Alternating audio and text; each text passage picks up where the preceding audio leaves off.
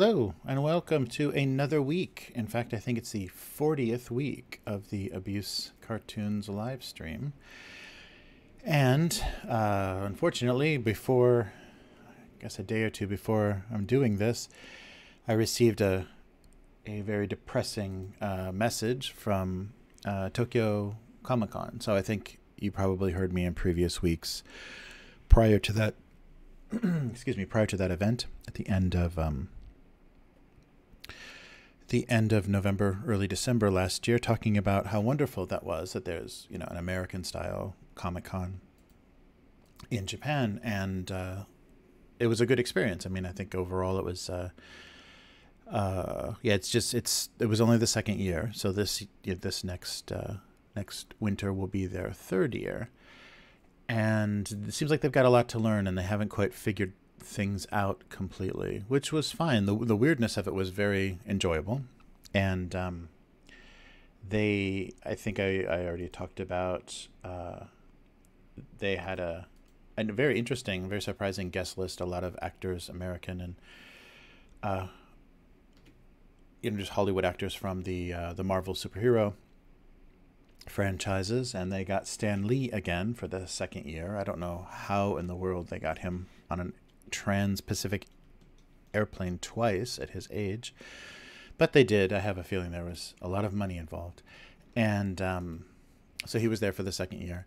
And one of the things that was a little, that felt a little bit like they didn't know what they were doing is the prices of photos and autographs and things for their celebrities that were arriving were $100 each. And that doesn't mean $100, for a signing and a photo. That means every interaction with the person, a handshake, an autograph, a photo, everything is $100, or maybe even more than that. Maybe even I think the photos may have been $150. So you're well into $300 just to have a normal interaction with these people.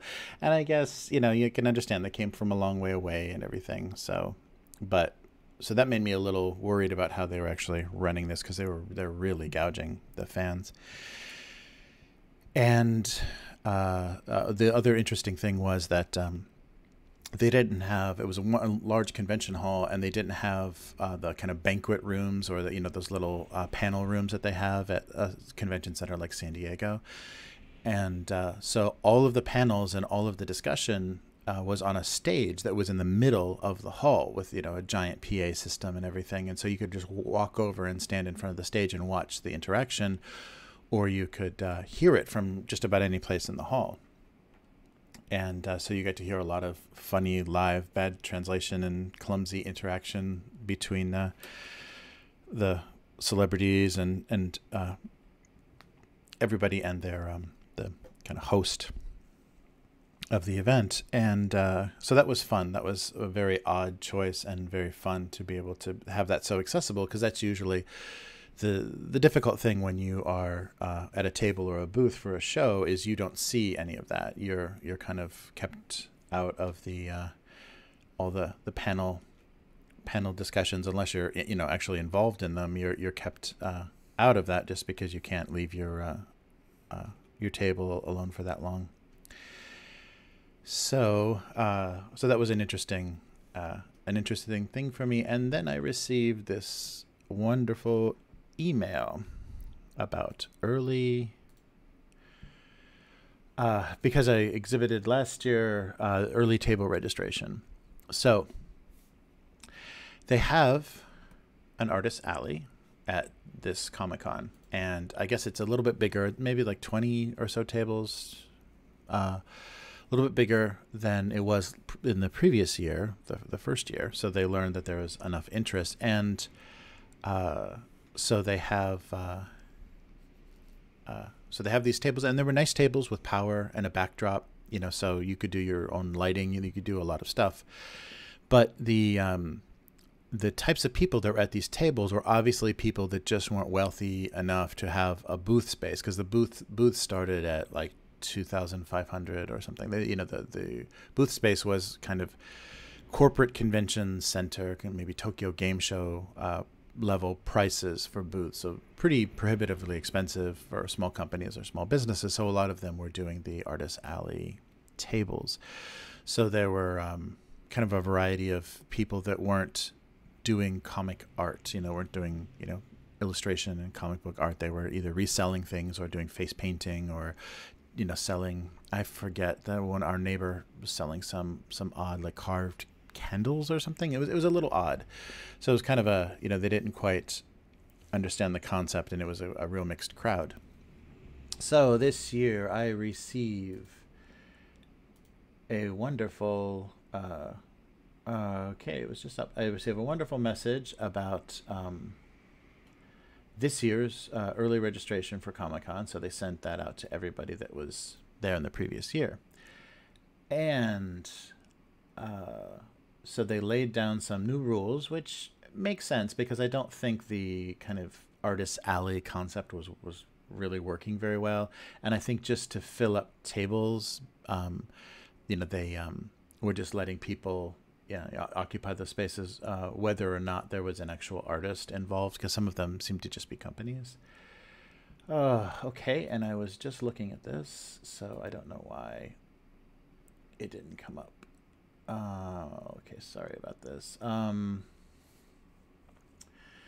So here we go. Okay, so last year, which was better than the first year, they had 43,000 attendees. That's okay. I mean, the size of this convention hall is, bigger than San Diego, so they probably could be doing better than that. And it's, a convention area, and so maybe it's just a little bit more people don't know about the show. It's a little bit limited, and it's going to take place on November 30th, 1st, and 2nd of 2018.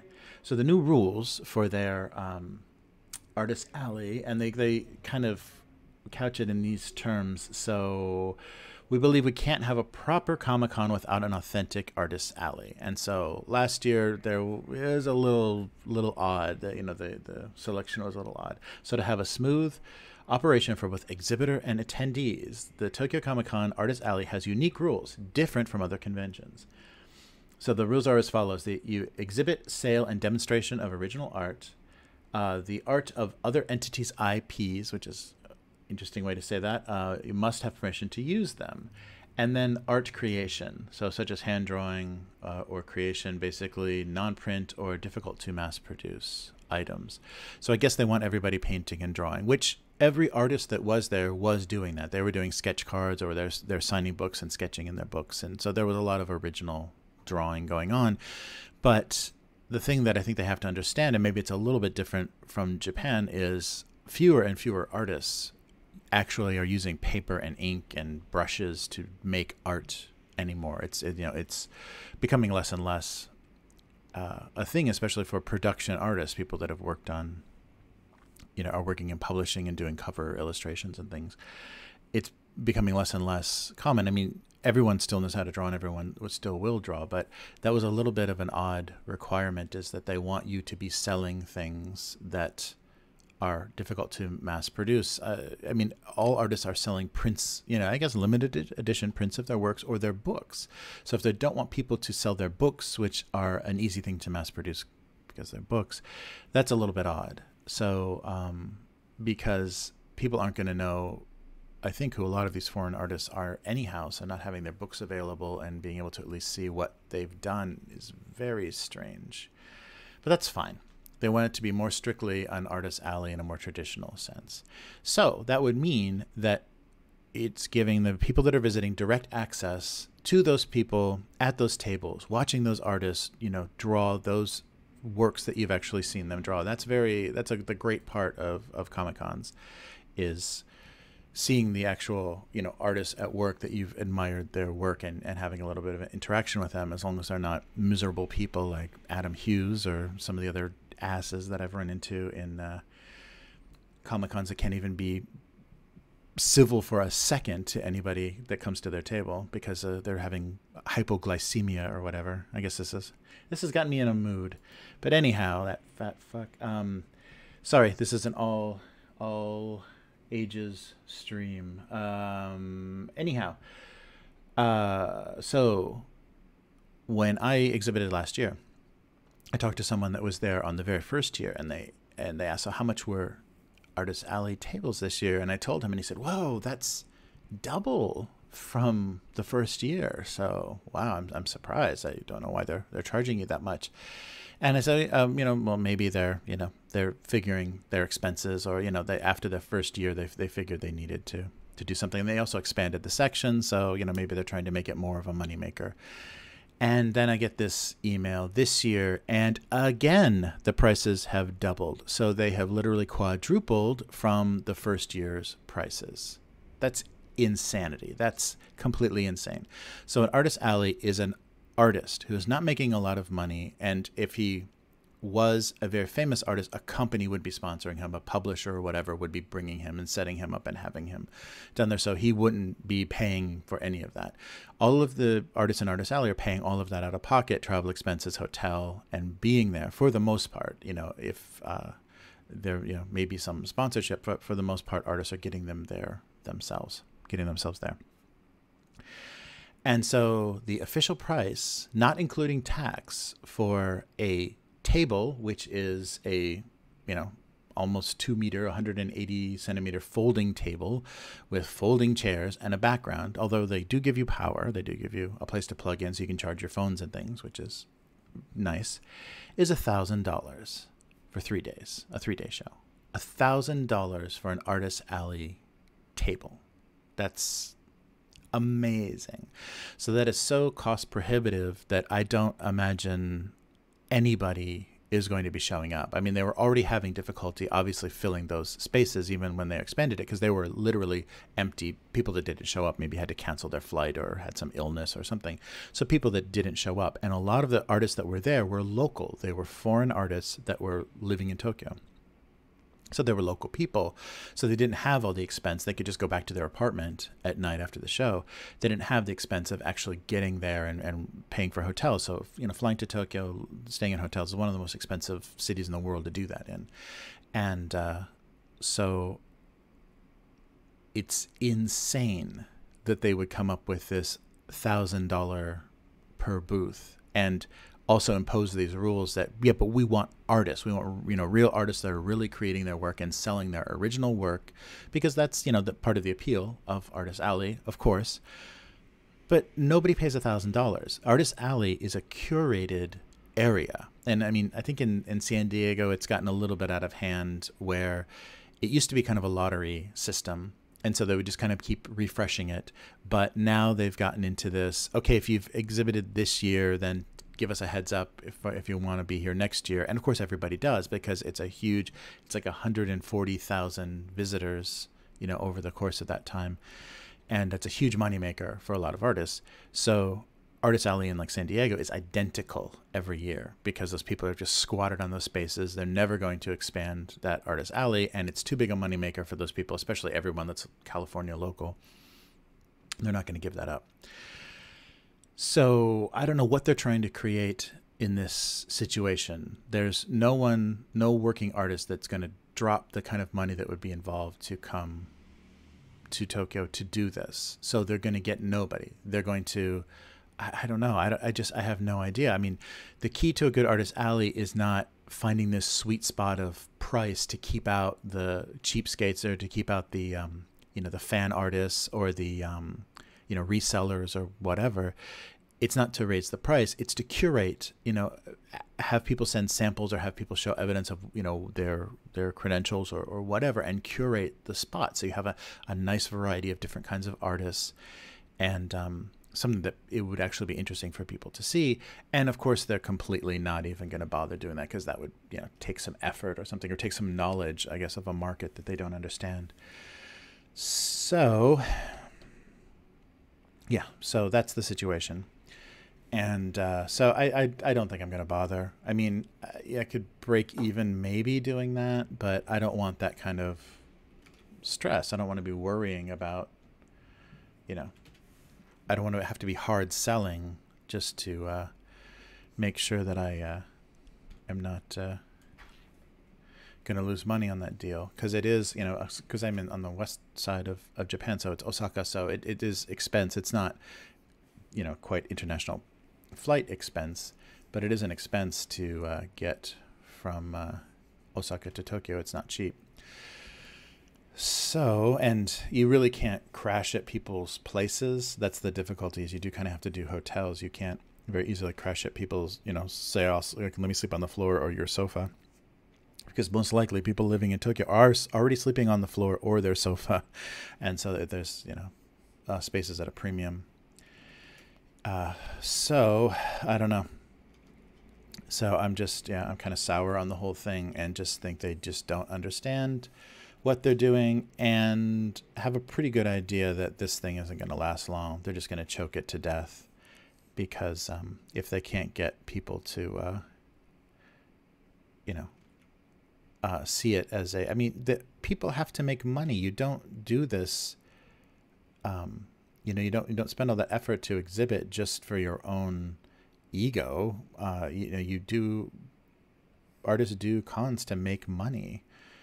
And if they're going to completely remove that, but it's a trend that almost all creative things, I don't know how much I've gotten into that on this stream, but it's a trend that a lot of the creative endeavors have here. Live houses, you rent. The band pays for their performance space. Art galleries here, you rent wall space. So the artist pays the gallery to rent wall space so they can, seem legitimate. And, people that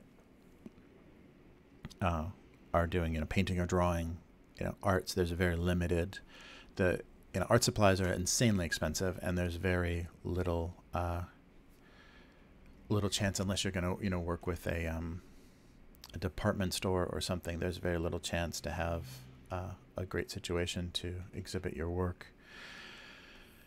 So, yeah, it's pretty ridiculous, but it follows the trend. I mean, everybody that does a creative job, I know, you've probably, if you have creative pursuits, you've probably heard enough people say, oh, you're just having fun, they pay you to do this, or you should have a fallback because that's not real work. Well, if you take that kind of old-fashioned thinking about creative work and amplify it by the 1950s, then that's what you have as far as Japan's attitude towards it. Anybody doing anything creative is just a waste of time, and they're only playing and having fun, so why should they be compensated?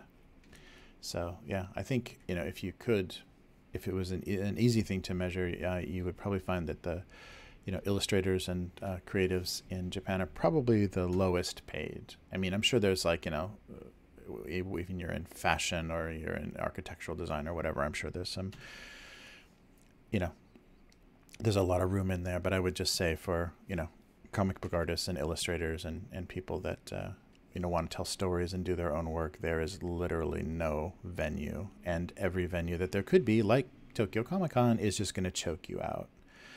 And so basically, the illustrators and people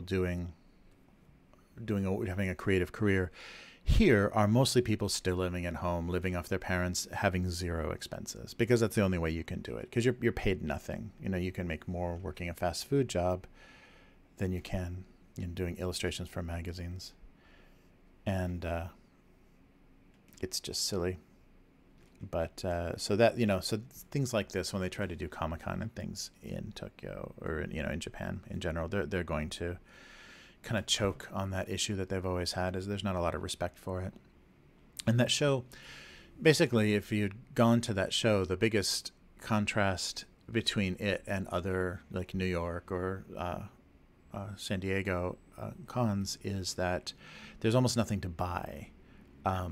They have a few company booths that have, the big resin statues or the Hong Kong kind of limited edition collector's vinyl toys, or very expensive like limited edition art books. So, nothing under $100. Everything was in the, multiple hundreds of dollars, because it's all, high-end collector's items. And that was basically all the companies there. So similar in feel to the Tokyo Game Show. there's nothing to buy. You're just queuing up to play some demo of a game that's coming out in 2 months. But in this case, the little bit that there was to actually purchase was insane collector's level stuff that normal people or people that are just curious about, oh, what is this obviously very foreign looking thing, are just going to be instantly turned off. So I don't know. This is their third year. I don't imagine they're going to get that much further. I'll be surprised if they make it 10 with the way this is being run. And unless they really tap into I don't know. I mean, because I don't know. I think even the Kaigai Manga show is doing a better job.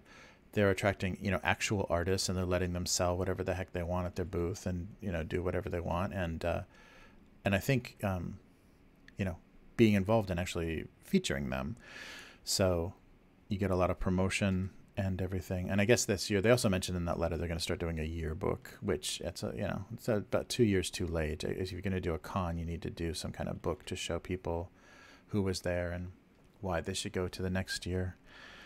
And I'm sure that's going to cost $50 anyhow. But yeah, I don't know. It's it's a very very mysterious move, very mysterious decision. And it just kind of, when I was putting together my schedule for shows that I was going to do this year, I'm just like, oh, okay, forget that. I'm not going to take everything I make from the rest of the shows during the year and dump it into Comic-Con and see what happens. So we'll see. There's still some good shows. There's still a lot of interesting smaller shows in Japan, but I don't know. I just I'm getting a little frustrated because my work isn't fitting in well at the traditional kind of doujinshi shows, because people are basically just there to buy their pornography or their fan comics, and not a lot of original work changing hands, just people auditioning for their studio gigs. So I don't know, we'll see. But that was very very depressing. So I'm gonna try this week. I don't know if I've got the time or the energy to do this, but I'm going to try this week to actually go 3 ahead, because I'm actually a day behind, because I'm not casting on and drawing on Tuesdays anymore. So I'm getting behind with the Tuesday. I release Tuesdays and Thursdays, and I'm getting behind with the Tuesday release because I've started either streaming on Wednesday or Thursday. So I'm going to try to work ahead, and I don't know. We'll see how that goes. I might finish that off camera or whatever. But yeah, I just had all this Comic-Con nonsense in my head coming here, so I don't know if that's necessarily going to make for very interesting conversation during this stream. But it was real strange on the part of Tokyo Comic-Con, and I don't know who they're trying to attract, because all they're doing is not attracting people. They can easily curate and be selective about who they allow in these shows. So I don't know why they're going to try to do that by price. They're going to try to, gate the participants by making the price so ridiculous. But that's very Japanese, so a very kind of lost in translation type of thing. Yeah, as soon as I got that that email, my first instinct was just to run right to Twitter and rant and rage about that. But yeah, I don't know. Maybe they'll come to their senses, and then I've blacklisted myself or excluded myself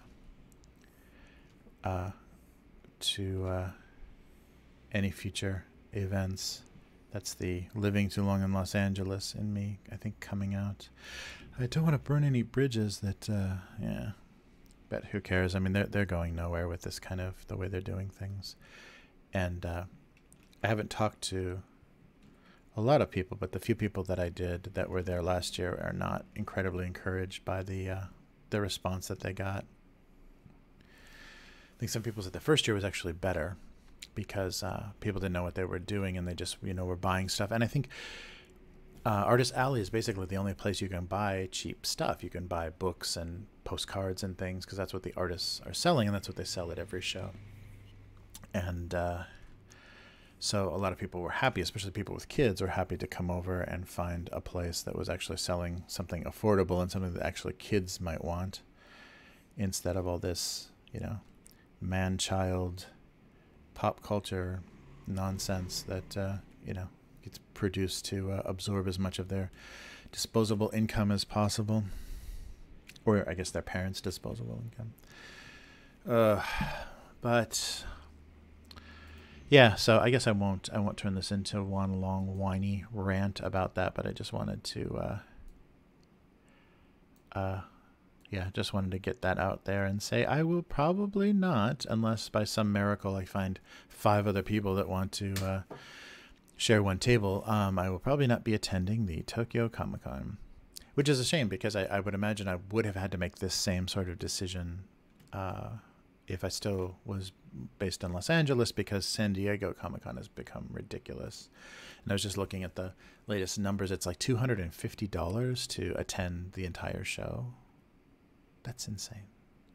For what? I mean, so basically what that encourages is only eBay resellers, and people are going to resell every photo or signed photograph and everything they can get their paws on.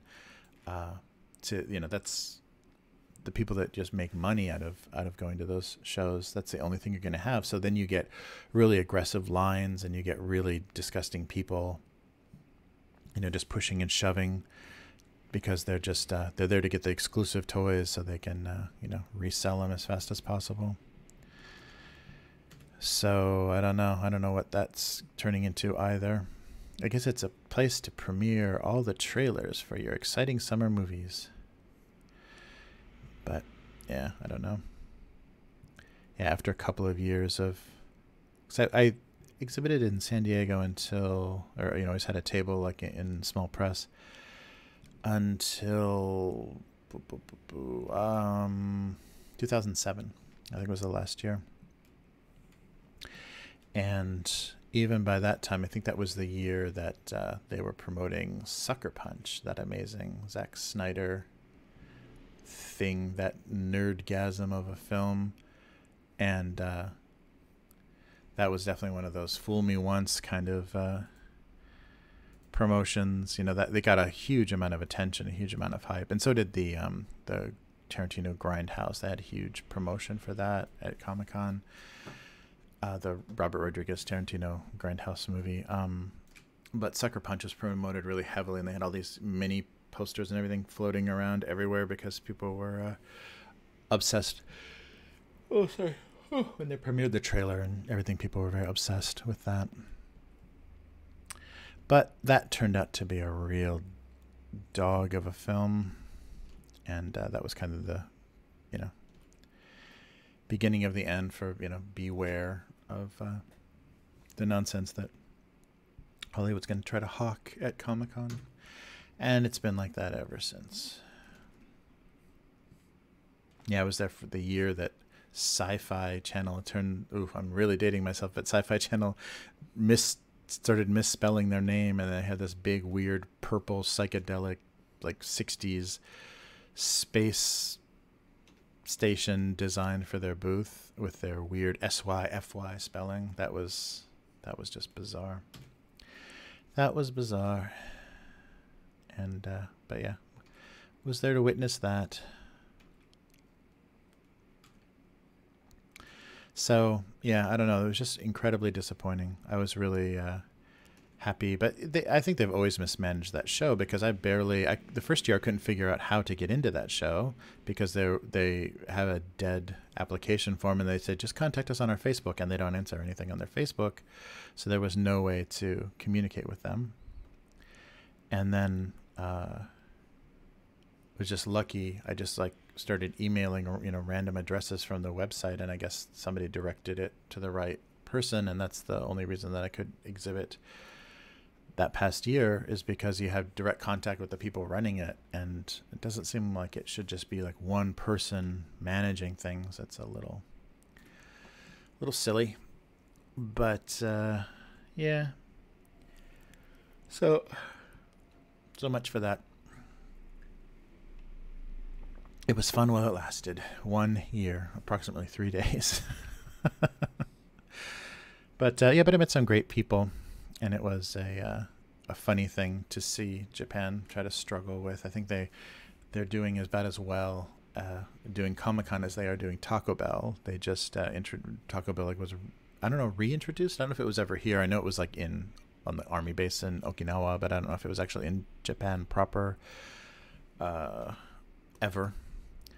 But they have Taco Bell now, and if you'd like to wait 30 minutes for really cheap, terrible, faux Mexican food, Japanese Taco Bell is the way to go. They've kind of lost their whole concept of fast food, and just because they're so overrun with tourists, they give you a number, like you go to the DMV or the bank and you're just holding this number, now serving, and there's you get your number and they have their little sign saying now serving, and my number was like 112 and they were serving like number 72. Like, oh, you gotta be kidding me.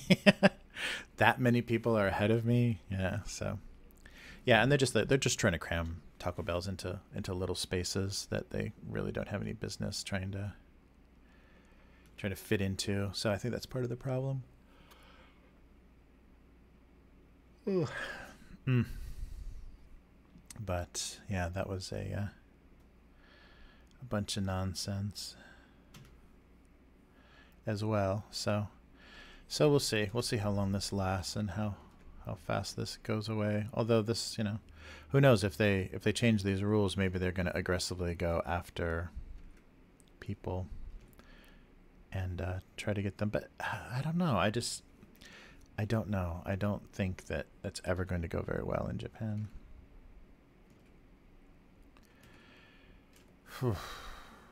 There's just not enough interest. I think even the superhero movies do okay, but they're not, selling comic books like crazy, and people just, kind of know those characters because of all of the marketing, and they like character goods here. So it's almost like the same situation a lot of kids have with memes. They see these characters in memes and kind of know something about them. They don't know the origin of them, they don't know the kind of story, but because of how they're used, they know they're the stupid or the lazy or the whatever character. And so Japan has that as well. There's a lot of character goods, like people will buy Star Wars or superhero stuff just because it's very foreign looking, but they'll have zero idea, what the idea is, what the story is, what the actual character itself is even doing. So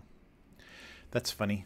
So I don't know if having a Comic-Con and limiting it to the American superheroes is ever going to be very successful, because the show, and I think the big reason for their kind of paranoia about that is the show was almost 100% Disney. It was Marvel, Star Wars, Disney stuff, and there wasn't any DC presence to be seen.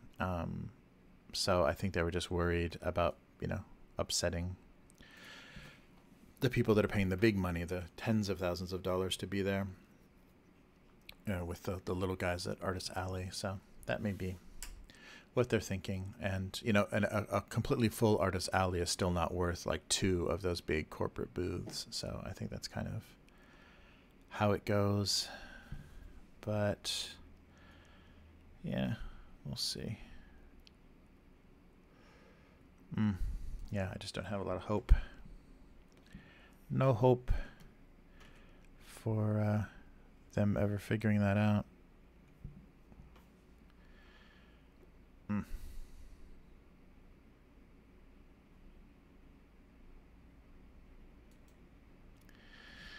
But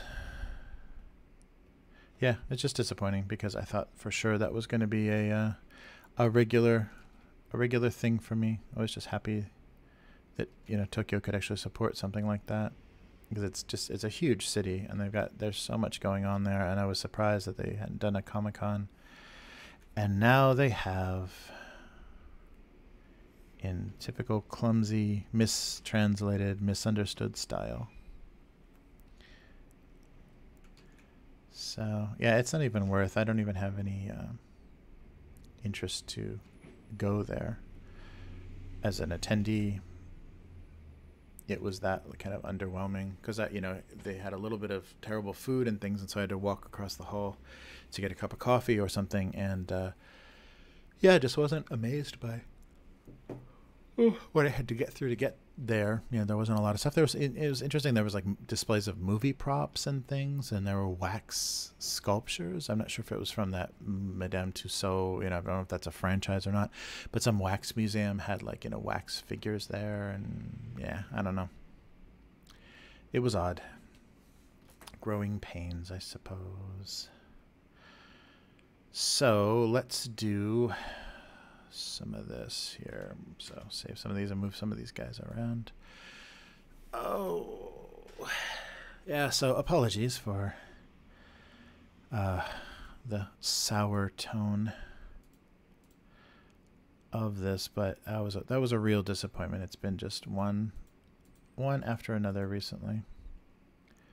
Kind of disappointing stuff. Okay, I'll keep those here, but I want this over there. And okay, come back.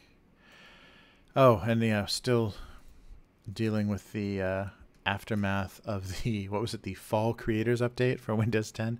So I put off doing that update by 4 months, I think, 4 or 5 months, because I know updates are just a pile of hot mess. Like, no company handles updates well, and they're just going to cause problems with your system, and and yeah, so of course it did, and I had all kinds of happy frustration to deal with getting my sound card back and all that good stuff. So the creators update was wonderful. I'm so happy that Microsoft is now thinking of the creators. Just terrible. But now we do have Paint, MS Paint in 3D, so that makes pretty much all the difference, I think. I think that's really changed the game for a lot of people. There's the card. All right, so I think I got 2 of these a little bit established, and I think I'll just draw directly into a third. Okay, so let's do these guys. Okay. So aerosol bottles. And coffee cans, so maybe some tips, jokes. Hey. Okay. Oh, sorry. Trying to not get too tired here. All right, keep up the energy.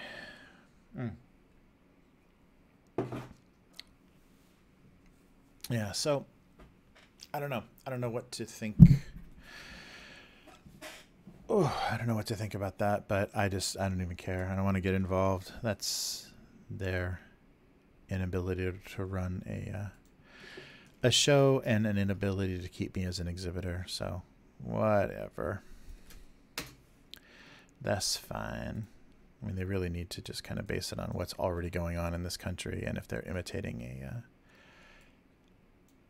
a foreign style of show, they should probably do their homework a little bit better.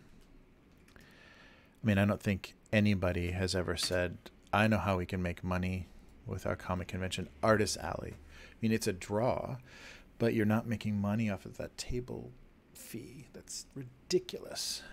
Ridiculous. Yeah, so growing pains and mismanagement, but that's, Japan is incredibly good at that, not having a goddamn clue what they're doing, but plunging headfirst into it all. Hooray. Yeah, so we'll see. Yeah, I've been really surprised, since being here, the amount of business incompetence that you get exposed to, and people are at the top making decisions just because they're at the top and they need to make those decisions, and they're just based on nothing, and they're poorly thought out and even more poorly executed, and yeah, just really depressing. But still, employees are very dedicated. Company people are company people. It's a little less than it used to be, but still, you got a lot of loyalty and a lot of people throwing their lives away, forgoing children and, starting families and having children, or even getting married, just to give all of their time and energy to the company. So, I don't know what to think about that, but it's still a thing here. Right, so maybe this one has all of the drawings that I did. Yeah, all the boxes and things. Well, yeah, let's see. Let's see what this is here. Boom. Oh, okay. All right. Wow, already out of steam. So,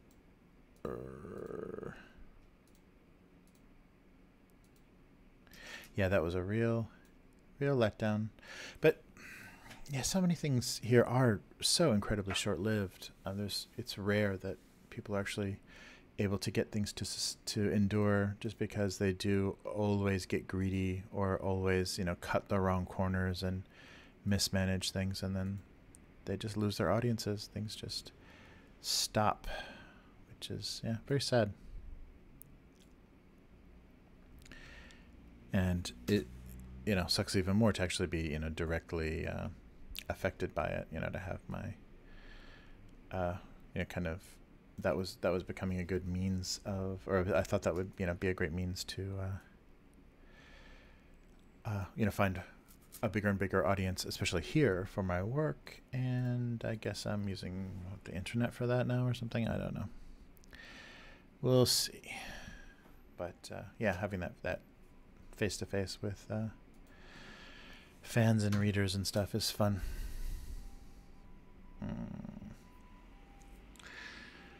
Yeah,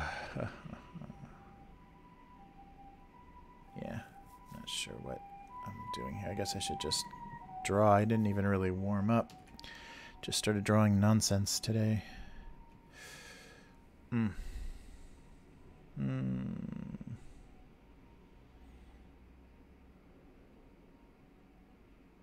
I'm not sure where that's going to go, but we'll start with that.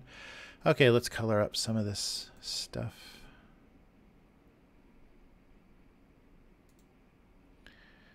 All right.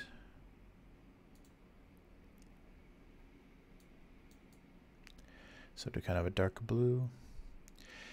Yeah, I don't know. I'd be curious to hear, because it's been so long since I've been part of any cons in North America. I'd be curious to hear from anybody that's doing shows, and what their experiences have been. I know that the internet has had a pretty heavy influence on what people go to their shows to look for, and how they want to interact, and how you're kind of forced to draw popular characters just because that's what sells. Even though that's still an incredibly strange gray market, the kind of IP theft of comic conventions. And for some reason, that's just carried directly onto the internet, and people do commissions and they are drawing things that aren't theirs, and it's a commercial enterprise because they are selling them for money. And I guess it's just one of those things where maybe they're not making enough money to make themselves a target, but I'm sure some people are. And that's even come up. I remember a few years ago, I think it might have been San Diego, there was a very scrupulous unscrupulous. I can't think of the correct word. Inscrupulous. A seller that was basically had found high resolution images from the internet. I was printing them as posters or as prints, I think, calling himself the artist and just selling these large format prints of Marvel characters and things that he'd just gotten from who knows what kind of sources. Who knows what kind of sources, probably the internet, but as long as he called himself the artist, I think he was in Artist Alley and just had this giant display of his work, and none of it was his work. And those are the kind of people that we need to be watching out for, and that are trying to take advantage of that weird gray market. And I think that's people need to start realizing that that's not a way to have a career, and that's not a way to make money, because that can be taken away from you at any time. And a few bad actors, or I don't know what the totally correct term, but people that are going to play some games with that system, try to cheat that system, or try to take advantage of that, of companies being lax about their IPs, are going to be in trouble. Yeah, I think I've definitely talked about this, but I still, when I first got to Japan, I was contacted by a guy that said, "Hey, do you know that Marvel hasn't defended the copyright for Spider-Man in so many years, so legally we can make Spider-Man comics."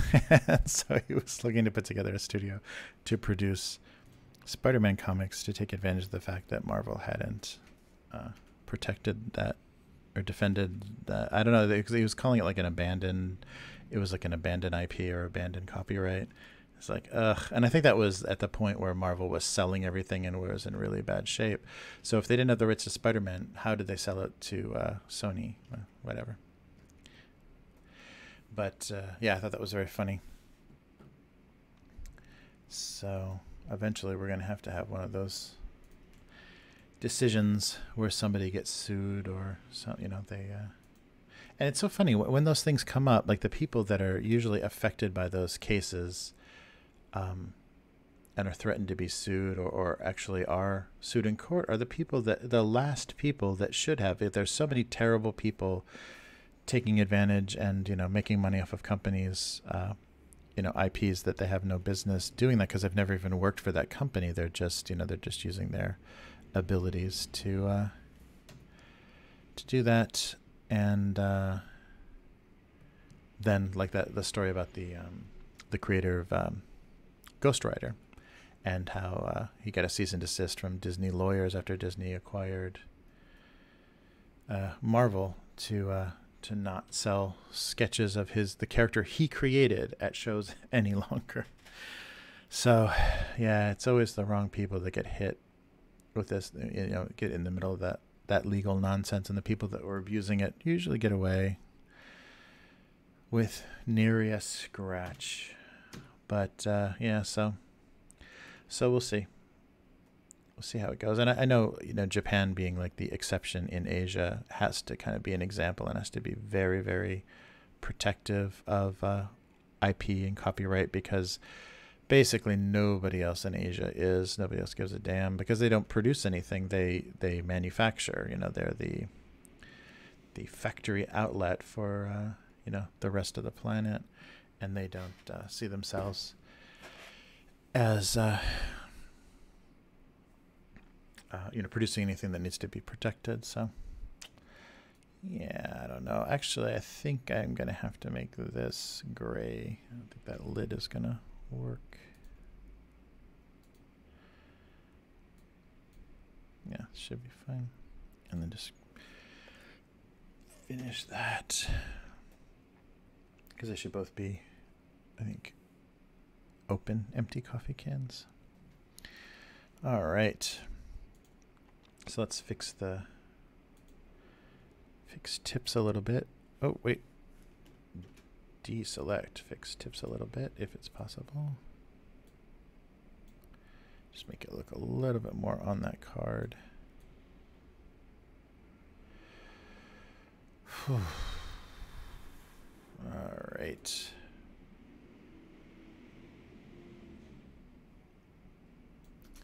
So have I done it? Yes, I think so. Okay, and let's finish this here. So now I'm just talking about what I'm doing, so not very interesting to listen to. Oh, and I'm having all kinds of lag or memory issues here. Okay. But yeah, so if you were planning on coming to Tokyo Comic-Con this year, I won't be seeing you there. So go to the Kaigai Manga Festival instead. You'll be much happier. They actually have, they had an amazing, they've done it a couple of years, had a live drawing. So they have 4 cameras and 4 artists come up on stage and draw. And they put cameras over their shoulders and then they project it on the wall. So you can see a whole group of people can watch simultaneous live drawing. I mean, the entire hall can. It's wonderful. Yeah, that show is much better run because I think it's people that like the stuff, you know, they like the artist and they like the stuff, and they are going after names and things because they are fans. And I don't know if that's true of Comic-Con. I think they just probably saw some numbers from the folks that run San Diego and said, hey, let's do that.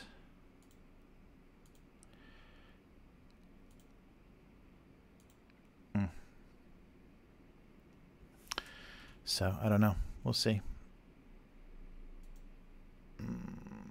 All right, so tip cans, jars, and spray paint. Let's color some spray paint. Oh. Yeah, so it's a very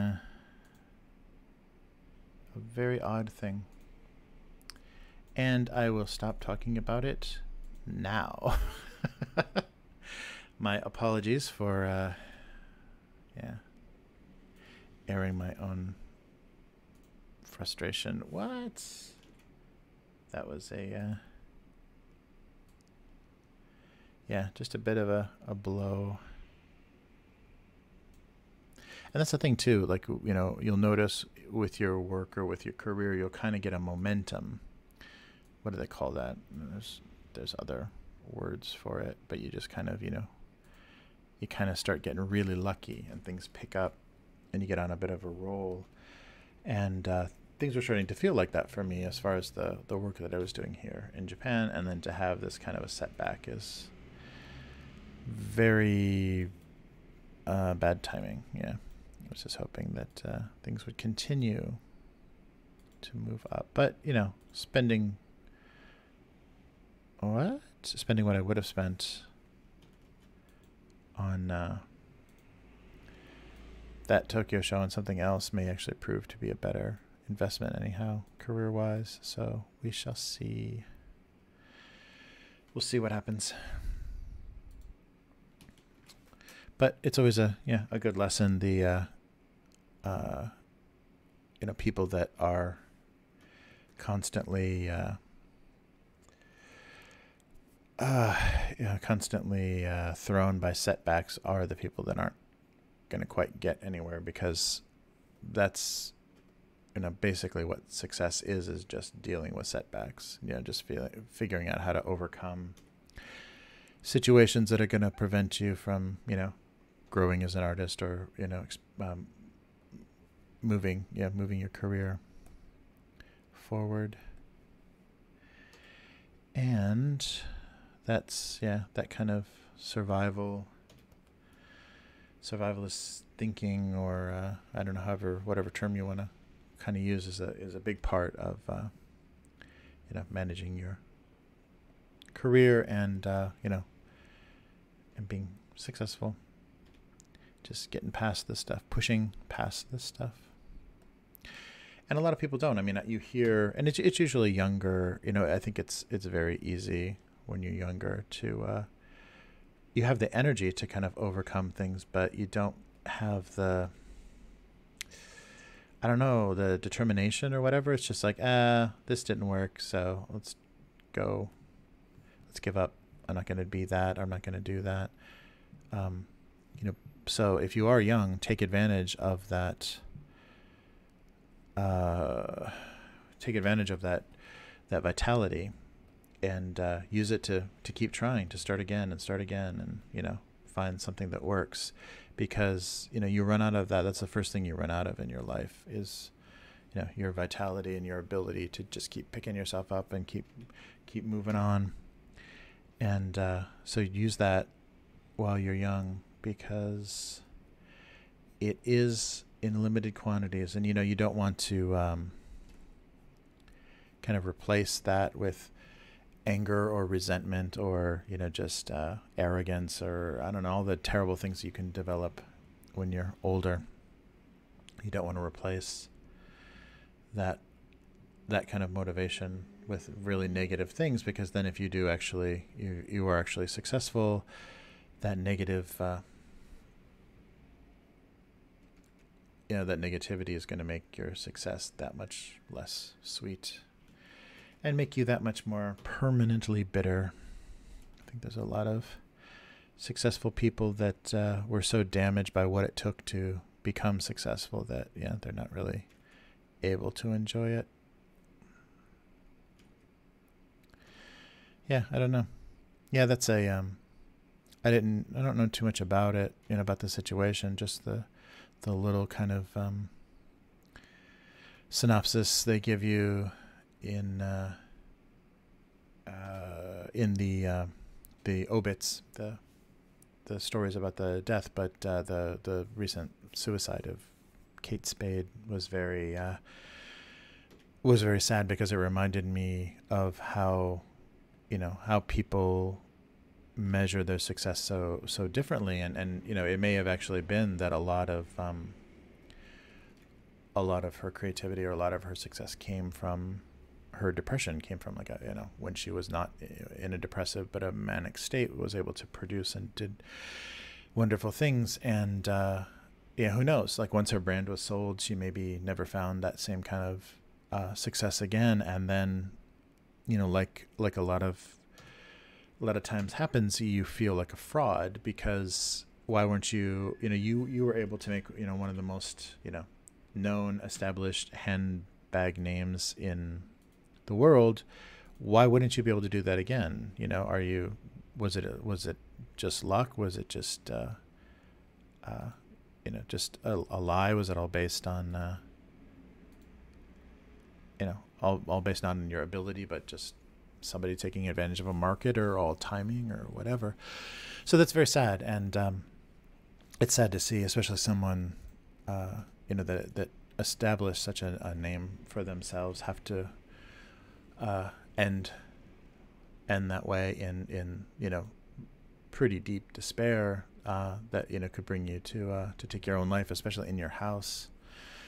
So that's very sad, and but it always reminds you that, yeah, it's really hard, because anybody that's, you know, working in, you know, accessories, or, you know, design, like fashion accessories and design, would give anything to have established themselves at the level that she did, and been able to sell that, you know, pieces of that off. And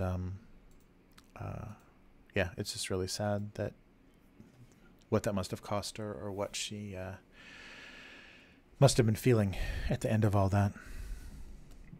And so measuring your success is not an easy thing, and being satisfied with your success, I think, is an even more elusive thing. So yeah, it does mean a lot about, you know, how you get there does mean a lot, because ultimately it's going to mean how content you can be. And I think, just as a rule, artists and creative people aren't a very, sorry, making that weird noise. Artists and creative people aren't a very easily satisfied group of people. They're either very perfectionist, or very self-critical, or are, you know, will constantly undermine themselves. So it is hard, even if you have the trappings of success. You know, if you create a brand and have financial success, it's very possible that doesn't mean that will, you know, never mean to you what you imagined it would be. That's never as sweet as it sounded. And here's a weird one, just for the fans of weird ones. Oh, come on.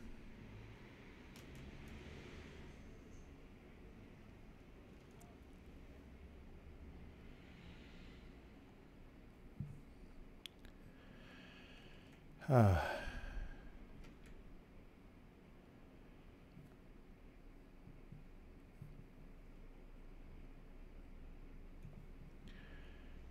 right.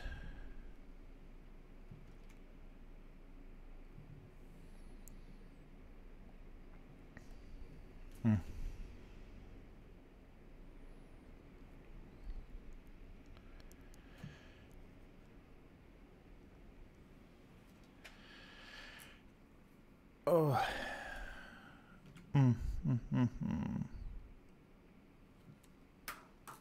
Yay. Well, there's a strange and annoying thing. Just in time for next Tuesday. So look forward to that, kids. Oh, no, no, no. Not there. Here. Yeah, I guess I'm going to have to check my swap file, or my hard disk space. It seeming like I'm pretty slow.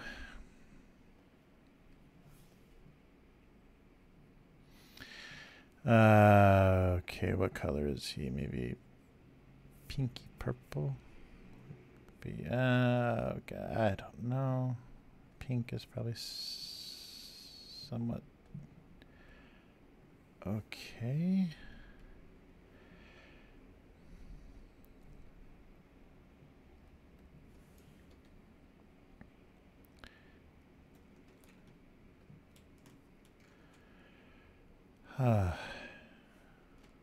Oh yeah, it's the sweater color.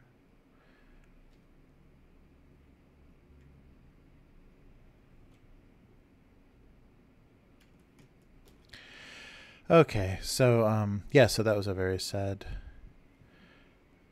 thing to read about, and yeah, people just always have to be aware. Even if you get what you always wanted, it doesn't necessarily mean you're gonna spend the rest of your life happy about it. Yeah, it's a very tough thing. And the thing that, you know, makes a lot of creative people possible is also the, you know, the thing that's ultimately going to bring them down, as far as making them not be able to produce anything at some point, just because of the condition that they've kind of reinforced in themselves. Oh yeah, yeah. Oh, I shouldn't do small eyes, should I?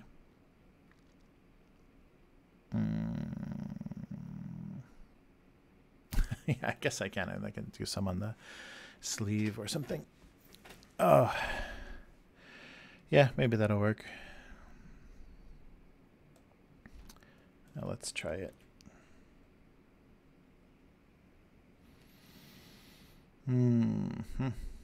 Oh, I didn't put a tooth color in there, did I?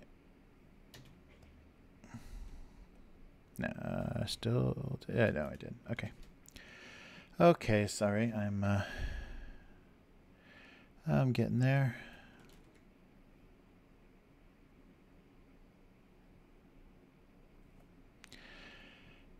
So very Muppet-like character again.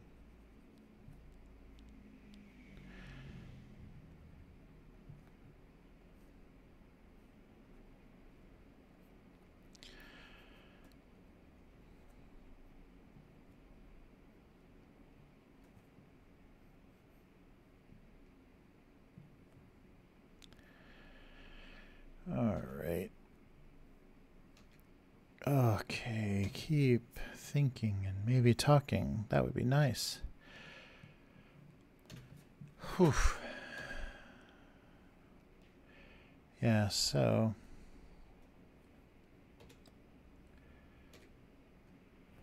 it's definitely overcoming the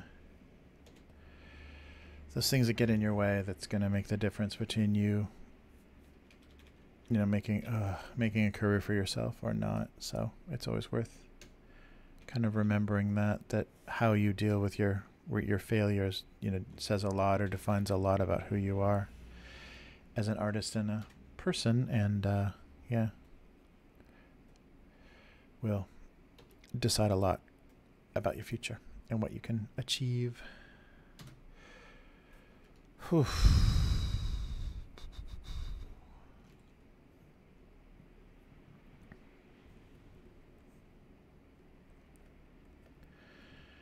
Okay, so we're just kind of doing the edges of the box to try to help it look a little more interesting, because right now it's not.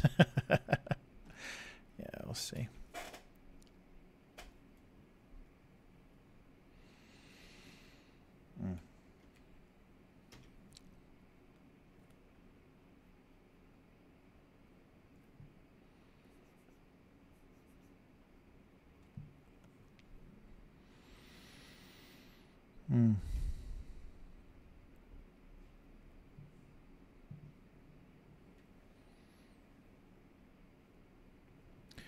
Yeah, that's okay.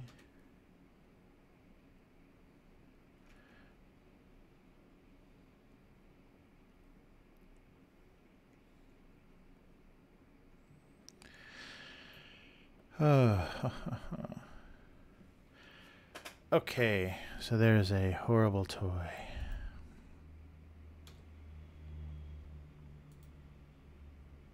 Yes, I'll put some eyes on his sleeve.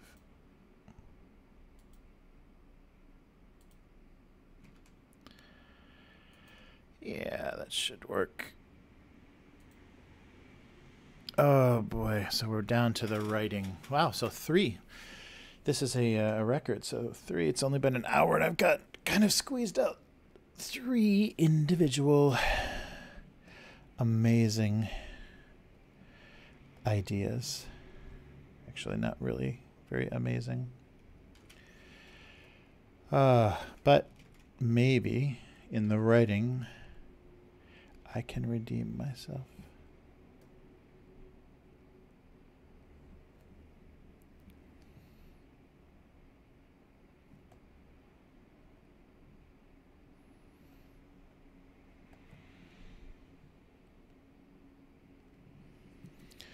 All right.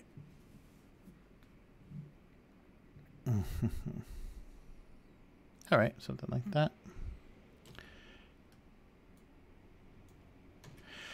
Okay, so let's go back through here. So tips.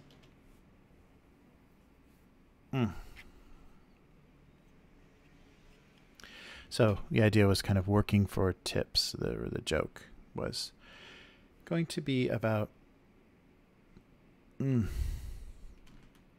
sorry, I have a little bit of lag here, about working for tips, but they're not actually working. They're just retaining them. Containing.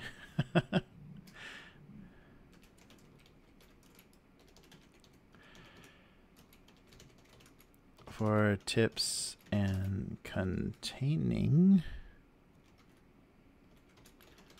was not the same thing.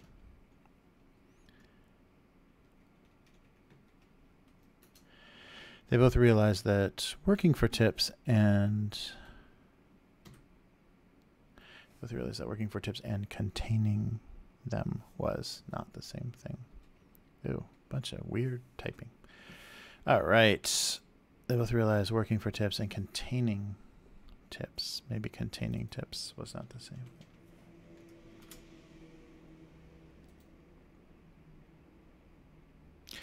Yeah, or with 2 cans, I was thinking about doing the competing. Yeah, that might be better.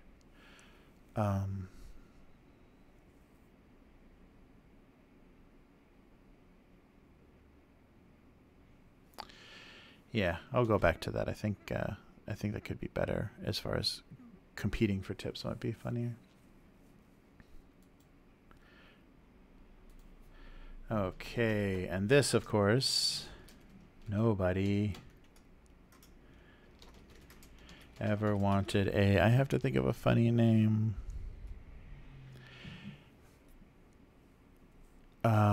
What's a funny name?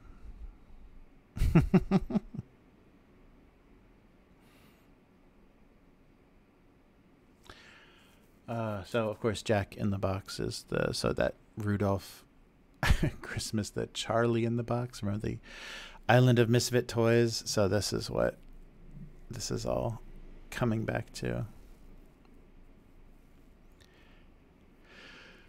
Oh, it's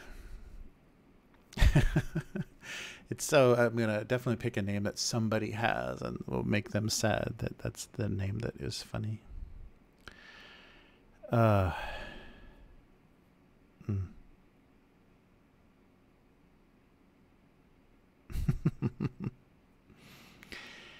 A what in the box? A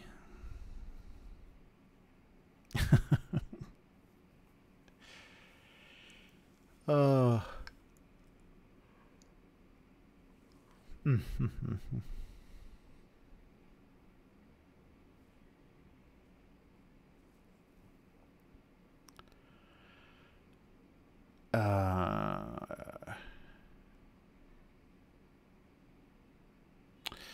Yeah, maybe crossing a dangerous line between ugly and cute.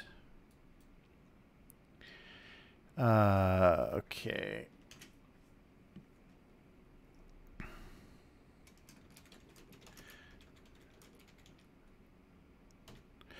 Once the clouded, no, once the haze, once the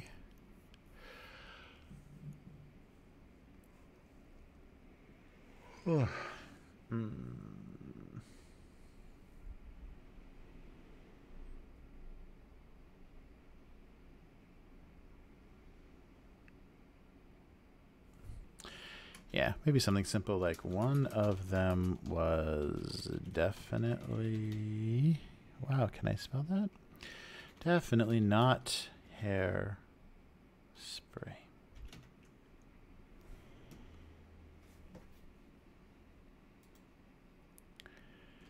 And we can have the fun of, wow, come on.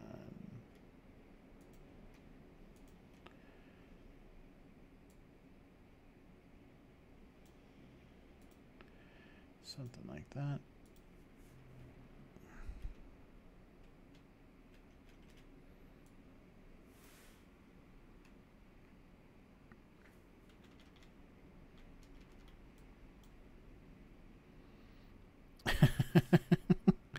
All right, one of them was definitely not hairspray.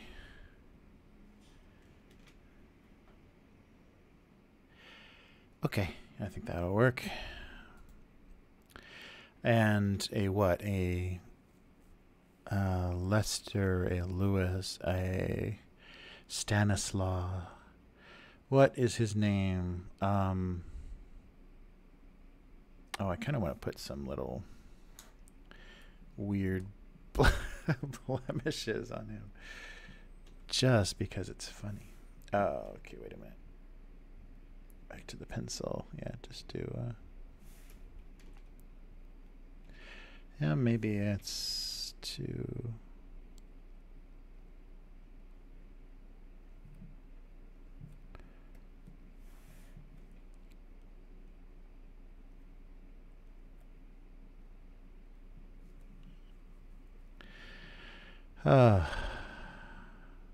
nice.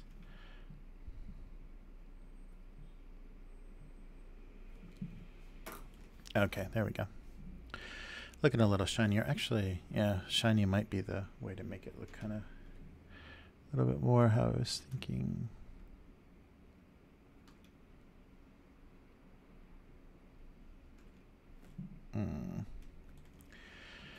Yeah, so this, sorry, this is the part where I usually start talking about only what I'm doing. So if you're not watching what I'm doing, it's very uninteresting. Okay.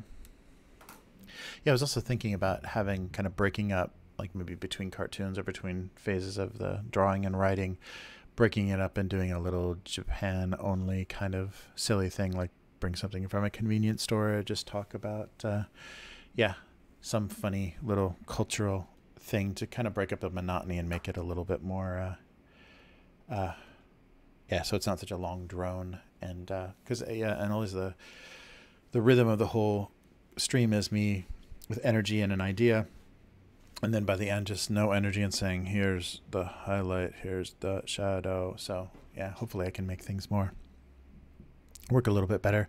So I'll experiment with that. If anybody has any ideas, please feel free to message me and come up with some fun things. But hopefully I'll be able to think of things that will be entertaining and kind of fun, and that'll be a little bit more of a challenge each week, is to bring something that has some entertainment value and not just, oh, he's still doing that. I've been doing this for a long time too, more than 16 years. Oh my goodness. Okay, so the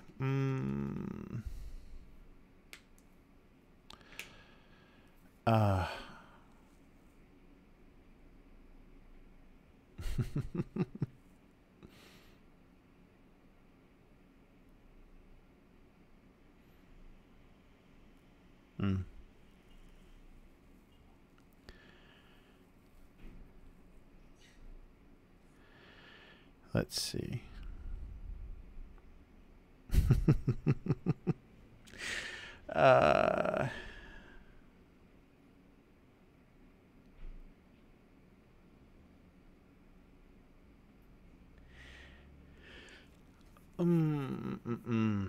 Yeah, ugly toys. That was a thing for a while, right? In like the 2000s, ugly dolls.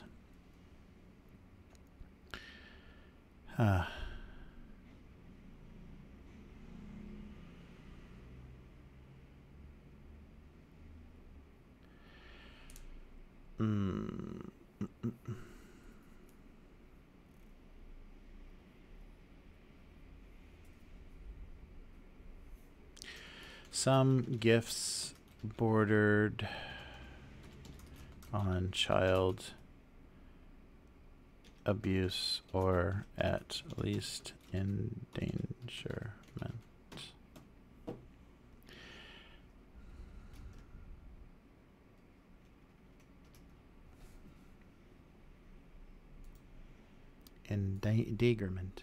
Endangerment.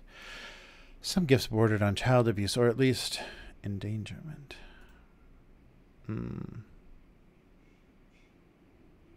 Yeah, what's that called? The corruption of a minor, or the something? Yeah, like giving a underage kids cigarettes or alcohol. Something of a minor. What's that called?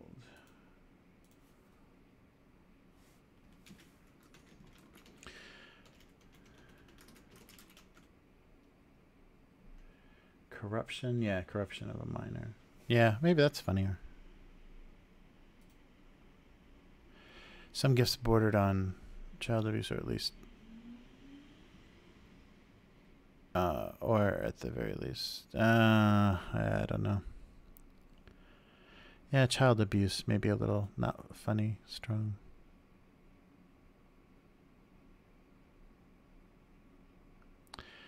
Some gifts.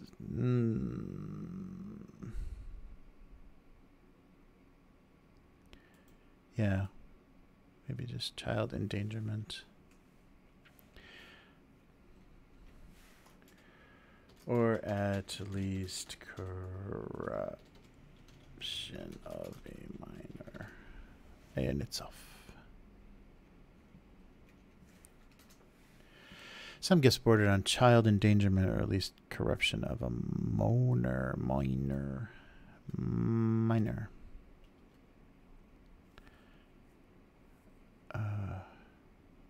Yeah, endangerment is an unbreakable word, isn't it? Yeah, child abuse.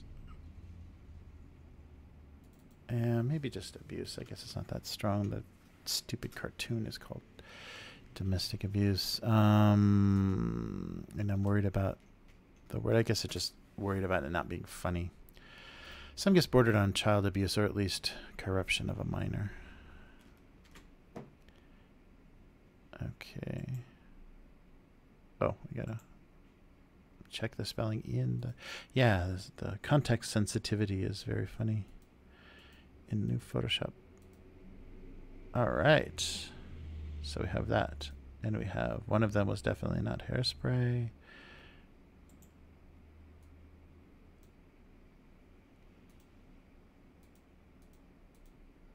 Okay, am I even still on? Yep. Okay. And this last one is, what is this? Oh, yes, yes, yes. We're working for tips.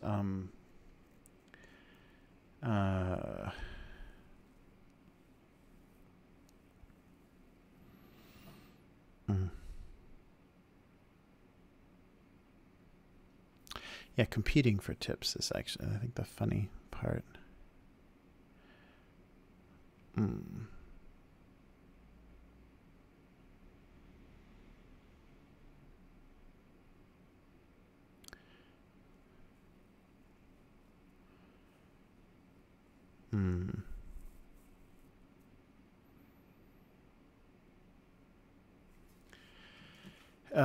It must have been the competing for tips without the working part that created the confusion. It's so exciting to hear someone type everything out, isn't it? Boom. Must have been the competing for tips without the working part that created the confusion.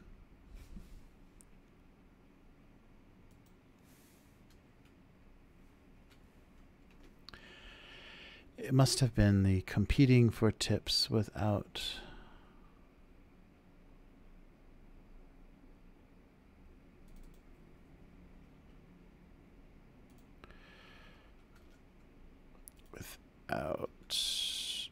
the working part that created most of the confusion.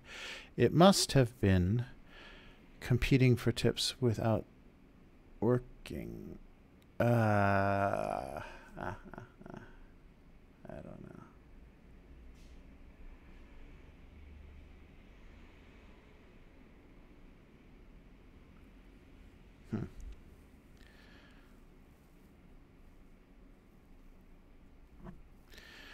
A career, a tip career.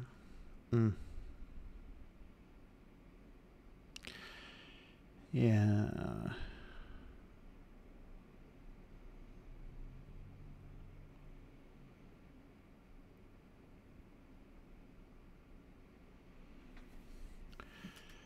The entire system seemed to encourage tipping with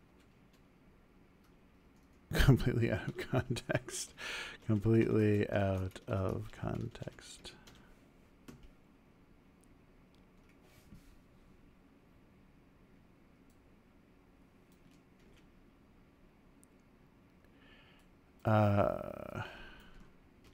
Completely out of context.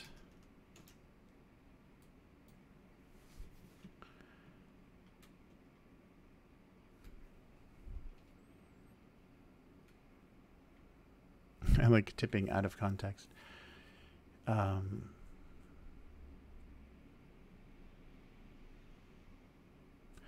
Competitive tipping did not seem to be a viable career path. Yeah, that might be it. Competitive tipping did not seem to be a viable career path.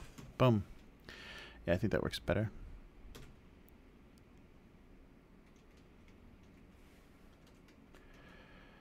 Competitive tipping did not seem to be a viable career path. All right. Competitive. Competitive. Oh, okay.